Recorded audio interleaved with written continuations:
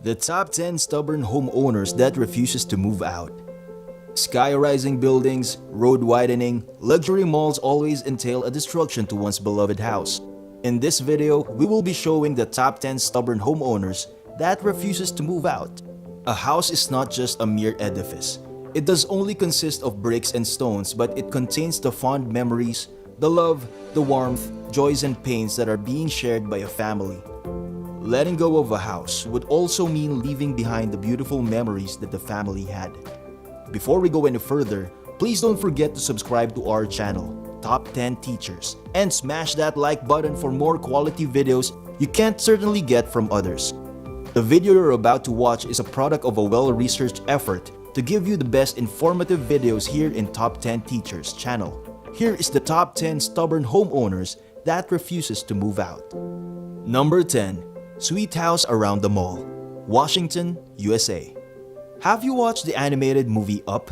It's a story of an old man that refuses to sell his house to the developer that is converting their neighborhood into a commercial area.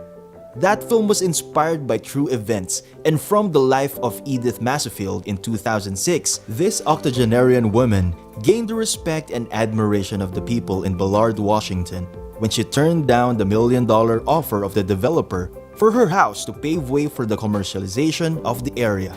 The tiny house owned by Edith Masefield gave way to the beautiful story of the friendship that was sparked by the compassionate acts of the developer's construction supervisor Barry Martin. The beautiful story of friendship between Barry Martin and Edith Masefield became the inspiration for the author to write the book entitled Under One Roof: How a Tough Old Woman in a Little Old House Changed My Life. This book was written by Barry Martin himself and Philip Lehman. At present, people and passers-by will still see this tiny house being surrounded by malls.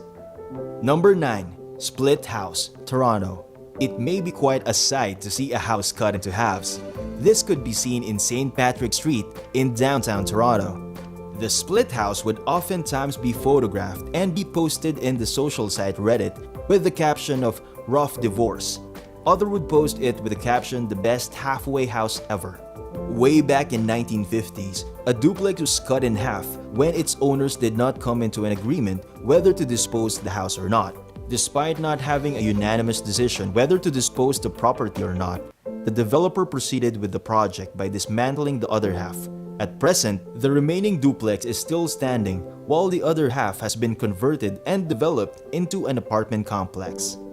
Number 8. Nail House, China. The term nail house has been associated to the stubbornness of a nail. There are houses in China that has been tagged nail houses for the owner's stubbornness. Despite the ironclad fist of the government, there are still residents who would not budge to the demand of the government to vacate. Due to their stubbornness, the government would resort to some tactics such as cutting off their water and electrical supply just to force these owners to give way to the offer. Amazingly, there is a resident in Rulan, China, where most of the units in her neighborhood was already been torn down. This woman stood still. Her house has been called as a nail house for she never bulged and left her house despite of the surrounding circumstances such as her water and electrical supply has been cut off by the government. Number 7. Dollar Corner House, New York. Stiff business competition may lead businessmen to make the craziest idea just to hinder any projects of their business opponent. In the year 1900, American builder-developer Robert H. Smith bought the corner building for the resounding amount of $375,000. The crux of such action was to hinder the strategic plan of Macy's store to become the biggest store in the world. This corner lot adjacent to Macy's Herald Square, located in Manhattan, New York. Robert H. Smith precisely bought the property in 1900 for the very purpose of obstructing Macy's business expansion. However, Macy was not intimidated by such tactics and resorted to constructing a building around the building owned by Smith. During 1896, Macy has been considered as the world's largest store.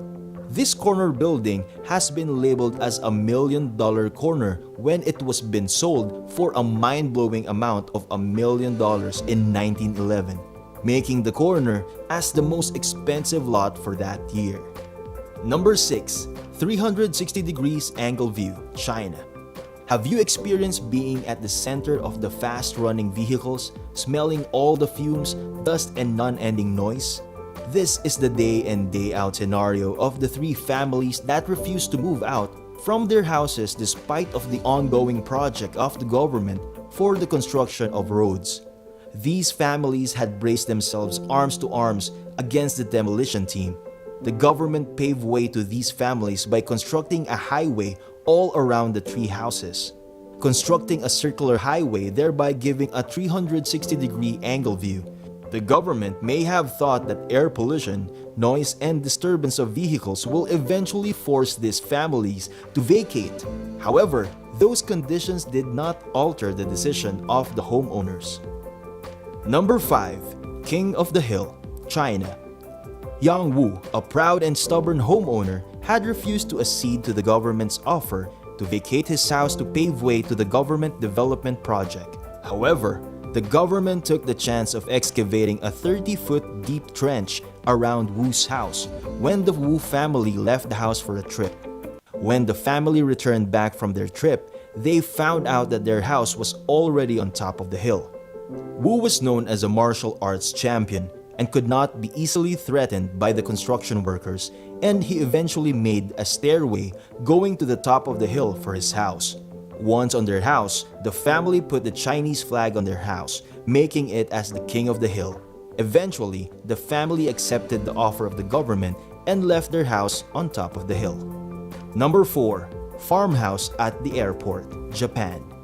Developers could have already faced different scenarios of opposition for their expansion, construction, and development. The opposition may be entirely based on the owner's personal perception of what is just and due for them, and not to mention the emotional involvement that the family has on the property. For 39 years, the family who owns a vast tract of farm at the middle of the airport and had fought the Japanese government's action of acquiring their property. These families won the case against the government. In aerial photos, it can be shown that the farmhouses remain intact and the families are still cultivating their farm lot. Number 3. Highway House, China.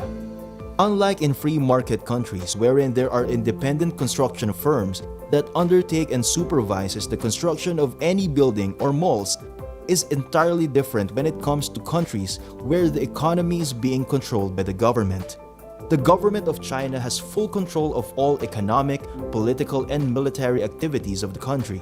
It's not surprising that every time there will be a government project for the road widening, construction of malls and buildings, it would always be the government that would make an offer to the homeowner that would be affected by the project.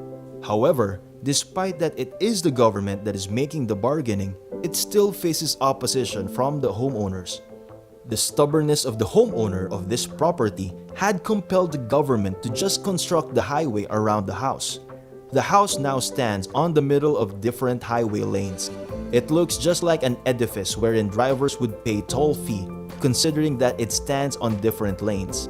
The noise, heat, and the pollution was not enough to make the owner succumb to the offer of the government, making the house stand proud on the middle of the highway. However, given the strategic location of the house, surely in the future it would be utilized for business, leisure purposes that would cater to the needs of the commuters. Number 2. Best Architectural Joke, London.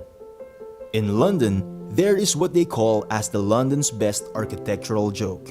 Apparently, the joke began in the early 20th century when the Wickhams had their plan of constructing a department store in the area. However, there was a strong opposition on the part of the Spiegelhalter family. Spiegelhalters are known jewelers and clockmakers, and they refused to vent to the whims of the Wickhams to buy their property. The stubbornness of Spiegelhalter did not halt the Wickhams from pursuing their project and continued with the construction of the department store with the hope that it would complete the construction once the Spiegelhalter will already accede of selling the property to the Wickhams. However, years have passed, still, the Spiegelhalter did not budge until the Wickhams department store went out of business in the year 1960s, without even completing the entire construction. At present, the said joke was again resurfaced when there was some news circling that there is a move to the revitalization of the area. However, there was a strong opposition from the Wickhams who are fighting the demolition in order to save the London's best architectural joke. Number 1. Figo House, Portland. Figo House is a classic 1894 Queen Anne Victorian type of house that is owned by Randall Acker. Acker is a litigation lawyer and eventually had to face litigation by fighting the condemnation proceedings over his house, wherein the Victorian house is being litigated under the state exercise of the power of eminent domain. The condemnation proceedings was to pave way to the construction of the Portland State University housing. However, Acker, known as a commercial litigation lawyer, won the eminent domain case, and to celebrate his victorious feat, he had his house adorned with 400 helium balloons mimicking the animated movie Up. Like this video? Tell us in the comment section down below. We would like to know more from you. Before we end this video, please don't forget to subscribe to our channel, Top 10 Teachers, and give this video a thumbs up so we can upload related videos. Stay tuned as the next video is starting.